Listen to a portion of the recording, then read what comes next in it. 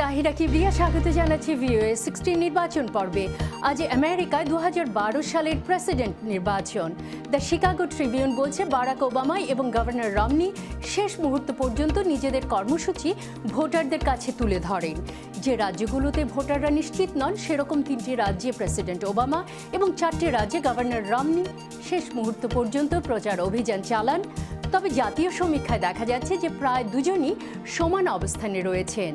CBS news বলছে গত কয়েক সপ্তাহ ধরে কয়েকটি রাজ্যে আগাম ভোট গ্রহণ করা হয় এবং অনেকেই আগাম ভোট দিয়েছে। 2008 সালের নির্বাচনে প্রেসিডেন্ট আগাম ভোটেই এগিয়েছিলেন এবং এবারে সেটা যাতে না হয় সেজন্য রিপাবলিকানরা আপ্রাণ চেষ্টা চালাচ্ছে। দ্য নিউ ইয়র্ক টাইমস বলছে প্রচার অভিযানের শেষে দুদলই ভোট এবং ভোট গণনার আইনগত দিকগুলোর ওপরেই গুরুত্ব আরোপ করবে।